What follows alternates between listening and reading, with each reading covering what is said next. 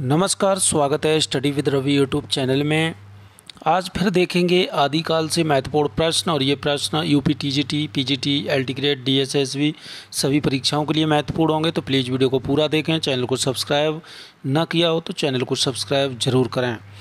और आज की ब्रेकिंग न्यूज़ है कि टीजीटी, पीजीटी की जो परीक्षा है वो जुलाई में होने की पूरी संभावना है, ये आयोग ने कहा है। और अखबारों में भी था कि जून में तैयारियां शुरू हो जाएंगी और परीक्षा जो है जुलाई में करा ली जाएगी, जुलाई लास्ट या फिर अगस्त के प्रथम सप्ताह में। तो चलिए शुरू करते हैं। और जिस किसी को टेलीग्राम ग्रुप से प्रश्नोत्तरी करनी है, प्रैक्टिस करनी है, तो वो टेलीग्राम मेरा ग्रुप ज्वाइन कर सकते हैं। तो शुरू करते हैं। पहला प्रश्न है, पृथ्वीराज रासो को सुख सुखी संवाद के रूप में रचित मानने वाले विद्वान कौन हैं? रामचंद्र शुक्ल, गणपति चंद्र गुप्त या फिर हजारी प्रसाद द्विवेदी या श्याम सुंदर दास? तो पृथ्वीराज रासो को सुख सुखी संवाद के रूप में रचित मानने वाले हैं ऑप्शन नंबर सी हजारी प्रसाद द्विवेदी। प्रश्न नंबर 2, विद्यापति के अतिरिक्त मैथिली का एक अन्य प्रसिद्ध कवि कौन है?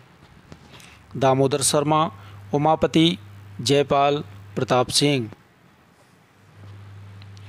तो विद्यापति के अतिरिक्त मैथिली का एक और अन्य प्रसिद्ध कवि है, वो है ऑप्शन नंबर बी, उमापति। प्रश्न नंबर 3, जिन कुशल सूरी अभिषेक रास के रचनाकार कौन है? जिन कुशल सूरी पट्टाभिषेक रास के रचनाकार कौन है? तो इसका सही उत्तर हो जाएगा ऑप्शन नंबर डी, धर्म कलश मुनि।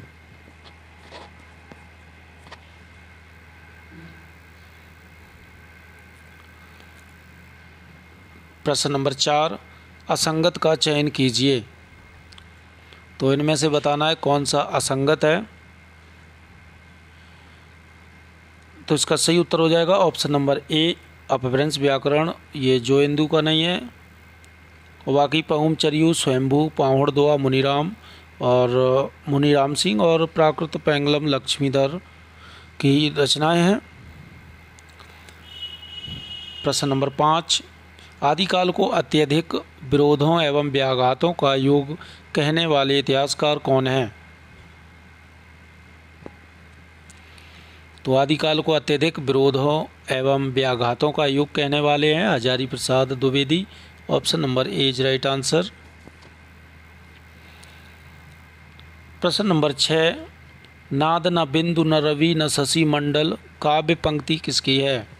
सराहपा की, विरूपा की, डोम्भिपा की या गोरखनाथ की? तो नाद न बिंदु न रवि न शशि मंडल, ये जो पंक्ति है वो है ऑप्शन नंबर ए, सराहपा की पंक्ति है। प्रश्न नंबर 7, बज्य घोर निशान रान चौहान चहुदिशी पंक्ति संबंधित है? विशलदेव रासो से, पृथ्वीराज रासो से या परमाल रासो से या इनमें से कोई नहीं? तो ये पंक्ति है, बज्य घोर निशान रान चौहान चहुदिशी। ये जो पंक्ति है वो पृथ्वीराज रासो से संबंधित है। प्रश्न नंबर 8, हजारी प्रसाद द्विवेदी ने रासो शब्द की उत्पत्ति मानी है? तो इसका सही उत्तर हो जाएगा ऑप्शन नंबर डी, रासक शब्द से जो है उत्पत्ति मानी है रासो शब्द की, हजारी प्रसाद द्विवेदी ने रासक से। प्रश्न नंबर 9, विशलदेव रासो का 12 मासा किस मास से प्रारंभ होता है? आषाढ़ से, वैशाख से, श्रावण से या कार्तिक से? तो विशलदेव रासो का जो 12 मासा है वो प्रारंभ होता है कार्तिक माह से। Option number D is right answer. प्रश्न नंबर 10, बीसल देव रासो की रचना नरपति नाल ने कब की थी? संवत 1212 में या 1252 में या 1213 में या फिर 1155 में? तो बीसल देव रासो ये नरपति नाल की रचना है और इसकी रचना हुई थी संवत 1212 में। प्रश्न नंबर 11, पृथ्वीराज रासो को अर्ध प्रामाणिक मानने वाले विद्वान कौन हैं?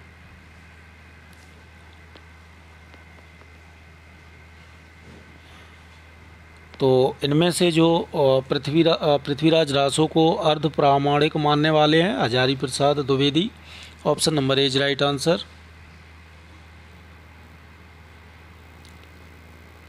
प्रश्न नंबर 12, गोरखनाथ के हठ योग पर किसका प्रभाव है? पतंजलि का, पाणिनि का, मच्छेंद्र का या फिर सरहप्पा का?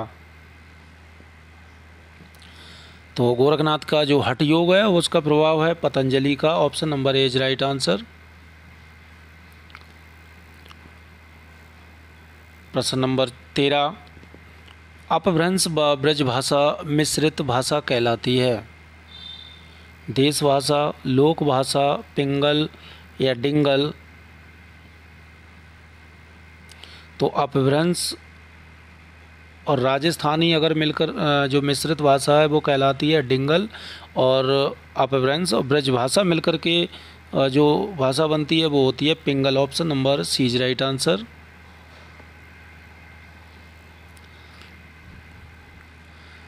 अगला प्रश्न है, गोरखनाथ की रचनाओं शबदी, प्राण सांकली, आत्मबोध आदि का गोरखवाणी नाम से संपादन किसने किया? पीताम्बर दत्त वर्धवाल ने, हजारी प्रसाद द्विवेदी ने या रामचंद्र शुक्ल ने या फिर विश्वनाथ प्रसाद मिश्र ने? तो इसका सही उत्तर हो जाएगा ऑप्शन नंबर ए, पीताम्बर दत्त वर्धवाल ने गोरखनाथ की रचनाओं का गोरखवाणी नाम से संपादन किया है।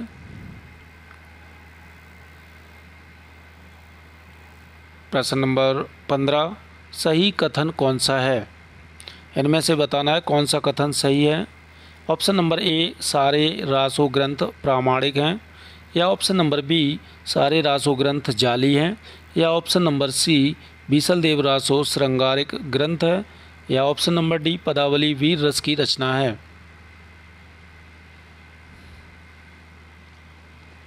तो 15 का सही उत्तर हो जाएगा। इनमें से जो सही कथन है वो बीसल देव रासो एक श्रृंगारिक रचना है, ये सही है। प्रश्न नंबर 16, सिद्धों का सही समय क्या है?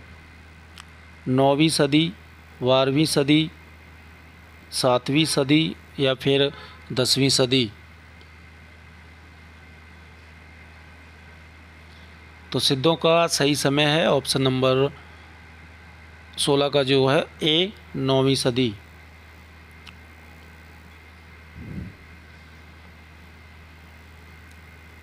प्रश्न नंबर 17, अपभ्रंश नाम सबसे पहले कहाँ प्रयुक्त हुआ? भरत मुनि के नाट्यशास्त्र में, या देवसेन के श्रावकाचार में, या बल्लभी के राजा धारसेन के शिलालेख में, या फिर बाण भट्ट कृत हर्ष चरित में? तो अपभ्रंश का सबसे पहले जो नाम था वो प्रयुक्त हुआ, ये शब्द ये हुआ है ऑप्शन नंबर सी, बल्लभी के राजा धारसेन के शिलालेख में।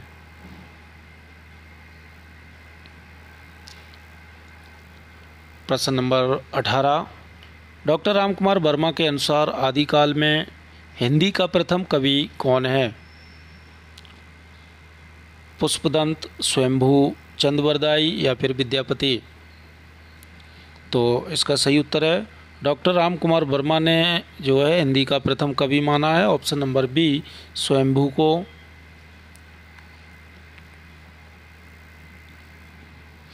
प्रश्न नंबर 19, जम्बू स्वामी रास के रचयिता कौन हैं?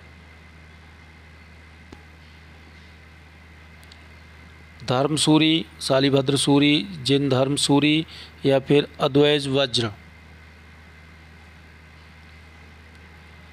तो जम्बू स्वामी रास की रचयिता है ऑप्शन नंबर ए धर्मसूरी। प्रश्न नंबर 20, हिंदू समाज में नीची से नीची समझी जाने वाली जाति भी अपने से नीची एक और जाति ढूंढ लेती है। उक्त कथन किस इतिहासकार का है? हजारी प्रसाद द्विवेदी का, मिश्र बंधु का, रामचंद्र शुक्ल का या फिर डॉक्टर नगेंद्र का? तो हिंदू समाज में नीची सी नीची समझी जाने वाली जाति अपने से नीची जाति ढूंढ लेती है, ये कथन है आचार्य रामचंद्र शुक्ल का। Option number C is right answer. तो दोस्तों ये थे महत्वपूर्ण 20 प्रश्न अच्छे लगे तो प्लीज़ वीडियो को लाइक करें, शेयर करें, चैनल को सब्सक्राइब जरूर करें। धन्यवाद।